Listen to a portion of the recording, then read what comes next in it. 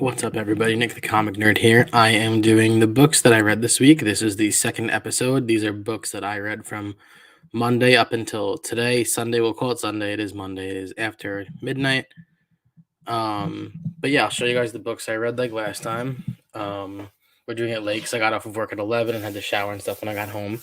I have a much bigger pile than last week. I read 2 days last week. This week I read a couple books every day. So catching up really well, thankfully, and enjoying it a lot. Like I said, I didn't want to have to read and bombard myself and end up hate reading comic books. But thankfully, that's not the issue with the way I'm doing it. So I will take it 100%. So we'll go through the books. I'll tell you books I really liked, books I didn't like. I think I only had like one or two books that were kind of boring. My favorite cover of the week, and my least favorite cover of the week. What's up, Spine Text? Thanks for stopping by. Also, as you can see on the bottom of the screen, my next video is being posted tomorrow at 11. It is already done. It is a unboxing from Brian LCS during one of his giveaways. It actually ended up going to TM Nerdy, and he prize tagged me, which was really freaking cool. So I appreciate it, and I used some of the books on the hunt already. So if you watched the hunt, you might have seen 2 or 3 of them already. So, but yeah, be sure to check it out, and let's go through some books. So, like I said, a lot more than last time, which is good. Starting off with a book which won my match on the hunt against Cali Comics, who is awesome. You guys got to go check him out. I read Hell is a Squared Circle by Chris Condon. So good. If you're into wrestling, this is a great read. I literally can't. This book blew my mind. If you're enjoying Do a Powerbomb or any kind of other wrestling stories, check this out. It's about a wrestler who he's like a heel and he just can't catch a break, kind of drinks himself to sleep every night and this and that, and finally gets a decent chance at something. And everywhere he goes, just hell follows him. And it just twisted. The whole thing is emotional, but it's so good. Definitely check it out. I worked, but I did enjoy the game. I thought it was a very good Super Bowl. It was a very poor defensively played Super Bowl. I did want the Chiefs to win, not the way that they did win. I think that holding call was garbage, but hey, to each their own. But that just kind of ruined it for me. It's a big reason I don't like the NFL, but hey, it is what it is. Barbaric, Axe to Grind, read Barbaric. Barbaric is so good. This is a Vault Studios comic book. So good. This is the B cover, beautiful cover. More of a Owen and his axe, but just a side story, kind of. There's only 3 issues. The next one is the last one, but so good. Kind of like a story of Owen's past. So it's just kind of the way it went down, and somebody from his past shows back up, and he's got to take care of it. So yeah, I'm a Giants fan, so I didn't want the Eagles to win, but at the same time, I'm an Oklahoma Sooners fan, so I really wanted Jalen Hurts to win. So I was like really torn, to be honest. It was a tough call to make. Again, the ending just wasn't cool, but it happens. There's missed calls, there's bad calls, there's good calls. Like it's just part of the game. It's just human error, and can't not have it. So next up we have from the Axe series, Avengers Judgment Day, book number 5. This is a wraparound cover. This is a great story. It stinks that I didn't read this all at once because it would have been a lot better.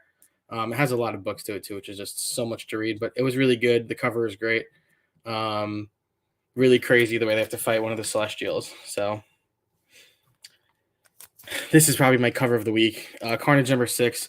Good story. It's really cool because if you look, Carnage kind of looks like Hela, and this is a whole story about how one of the people who ends up becoming Carnage ends up in hell, and the story is how like they try to find each other and the way they get out of hell. It's really well done. So, and it involves Thor a lot and like the Frostgate. So cool stuff.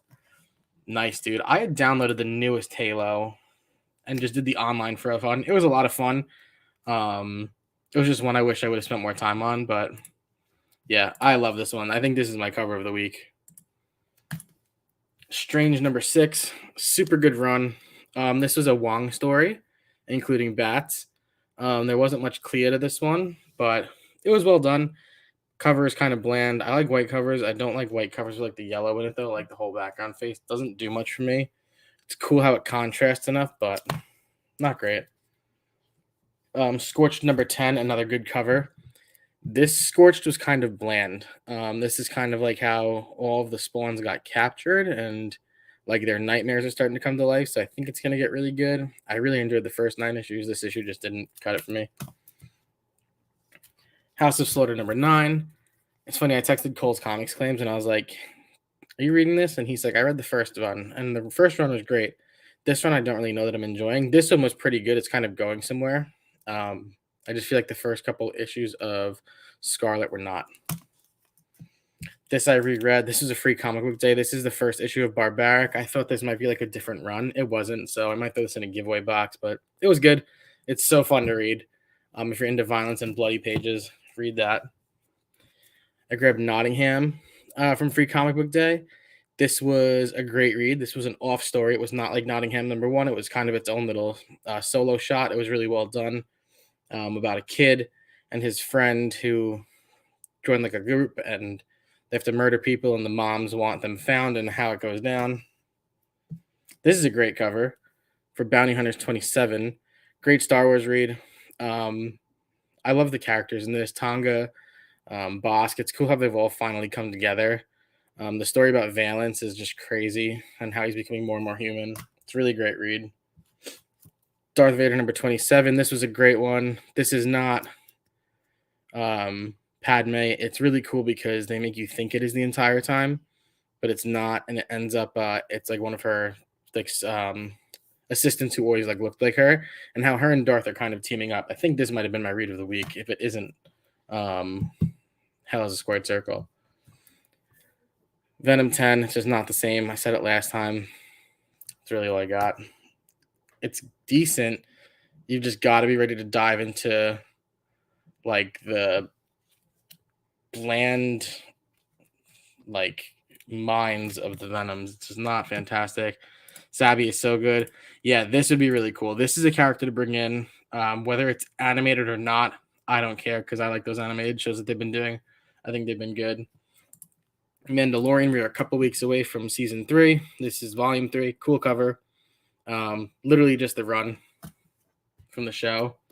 This was a great read. I actually reread this because when I got it, I read it, and then I just reread it, but this is months later. This is Vanish number 1 by Donny Cates. Great story about this guy who kind of lived in like a different universe, and it's come back to haunt him. And like there, he was like an assassin and like a ninja. It's so well done. I don't know the best way to explain it. Like it looks all spacey, and it's not. It's violent. It's great. I have to say, like if I could describe this better, it's another him and Stegman run. But really, it's about how like he has like a scar and it shines when people from his past or people from like another universe pop in, and it's so well done. And he's got to fight his way back, and he decides he's going to go back and finish off what he started when he was younger. Berserker 10. This issue started off awesome. He's like figuring more and more out Newt, and the girl he's working with is really helping him out. And the end of it got really weird and like mystical, and I was like, kind of lost me there for a minute, but still cool. Got to finish it out now. I'm on 10 of, I think, I don't remember how many it is, but I think I have the rest. And then last but not least, we have Batman One Bad Day, the Two-Face one. This was a good one. This was really good because Two-Face wanted to throw a birthday party for his dad. He's still Two-Face. He's Harvey Dent on one side and Two-Face on the other. And it's like sad because Batman really wants to trust him because Two-Face wants him to look out in case something or someone comes after his dad at the birthday party.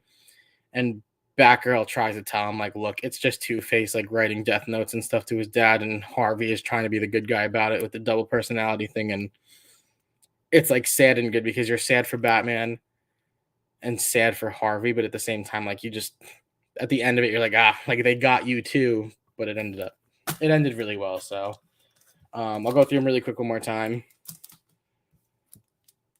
I don't love this cover. There's a lot going on in the back.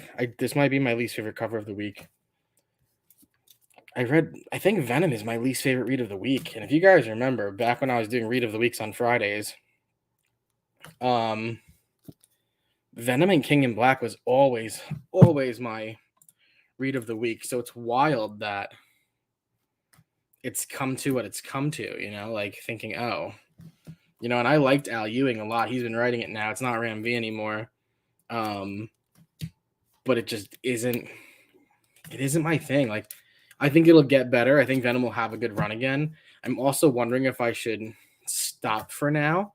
But I liked the Guardians run that Al Ewing did a lot. I liked cover of the week by far. This is it. I was okay with the start of Ram V doing it, but once we got the whole switch, I was kind of like, you know what? I think we're past it. I think it's over. It's just the way it goes sometimes. So it's unfortunate, but you just sometimes you strike out, and books that you've always really liked, you just have to slow down on them. It's okay to put books down, and it's okay to stop reading a certain series or something. And I think a lot of people struggle with that. I know I do, but again, it's acceptable and it makes sense. Don't put that $4 into it. Put that $4 into another book. Like, maybe this week I won't pick up Venom if it's coming out. It all depends on what you're feeling. So, what else do we have? I'm going to start doing shorts again. I'm not going to do the book recommendations. I'm actually going to show off some cards. So there'll be real quick videos. I'll probably show off like 6 to 10 cards. They'll be on Tuesdays. I think what I'm going to do is I made my friend, he's an Eagles fan. So as crazy as this sounds, I took a whole bunch of Eagles cards I got from BMAC, and I framed them out for him really nice for Christmas. So what I wanted to do always for me was do one of like athletes I really liked. And then I always wanted to do one of Pokemon that I really liked. And I think I have all the Pokemon cards. I might need a few more. So I might do like a progression thing where it's like, all right, here's 10 Pokemon cards that I really like, and they're like my favorite cards, let's say. And then after doing it for like 4 weeks, show you guys like, oh, this is them framed out, and then put that on my Instagram or something. We'll see. What's up, man? The Ace of Wrestling. Let's go, baby. What's going on? Thanks for stopping by. Hope you enjoyed the Super Bowl. Yeah, dude, I'm excited. It's going to be fun. And then eventually I'll show the sports cards that I have that I'm going to frame. I'm trying to get more New York teams and stuff like that. So, it's just tough. Card industry kind of gone up a little bit. You got to spend a little bit of money, but that's good. I'm also going to do I've been looking at wrestling cards because my friend for my birthday got me a ton of WCW cards. And not that they're repeats, that a bunch of them are like Sting and Ric Flair. And I don't want to have just like Sting and Ric Flair cards. I'm going to have like a whole bunch of other wrestlers. So I'm looking into the cost of them and seeing what else I can add to that pile. So,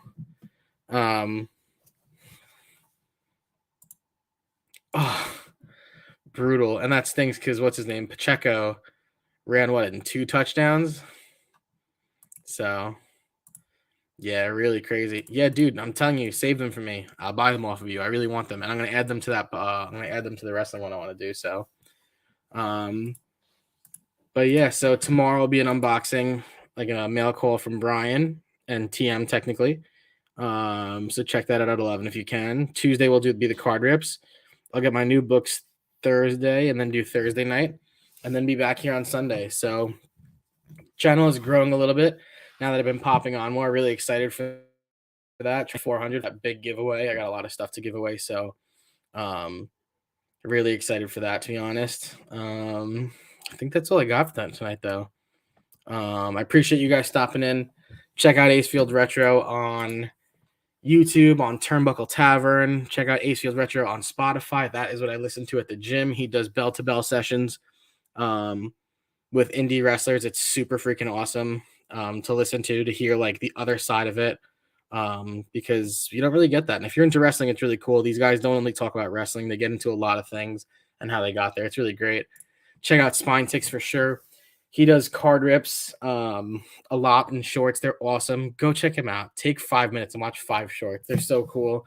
He's ripping a lot of Mario cards for the new movie coming out. Well, they're related to the new movie coming out. I love it. I can't stop watching it. He rips Minecraft cards, and he's just a card expert in general. You're probably the guy I should text for New York sports cards and see who you got and see what you think of pricing. I feel like I should be messaging you after this. So be prepared for your Instagram to blow up. But check them out on Saturday nights. After 11 o'clock, they go live Eastern time. Yeah, it's awesome. So here's the thing about Spine Ticks. I came home from work last night at 11. I got off at 11. I was home at 11:30. My day started at 5:40.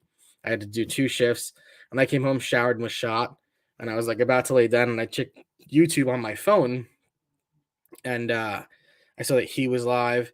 I saw that Remy was live, and I was like, Remy was getting off. So I was like, all right, perfect. So I checked into there, just said hey, and then I saw Spontex was live, and I watched for 2 hours. Like, it's just something it's so hard to get off of. But as you do it, like, I've done it where I just draw while I'm watching, or I just read comics, and you just listen and you just chime into the chat. It's so good. So it's just so much going on. It's not like one plain thing. It's so much to do on there. So check them out. It's late, but do it. It's worth it. And don't have plans Sunday, because thankfully this morning I didn't have to go to work. So check him out too. But yeah, I appreciate the comic book community. Appreciate you guys for stopping by and hanging out so late on a Sunday night. Hope everyone enjoyed the Super Bowl. Like this video if you enjoyed. Subscribe if you're new. Comment down below on if you read any of these books, or books that you read, or if you liked the Super Bowl, or if you hated the Super Bowl. And hit that bell notification, because I never know when I'm going off. So tomorrow's at 11, I can tell you that. Thanks a lot, you guys. Appreciate it. I hope everybody stays safe. Enjoy your comics.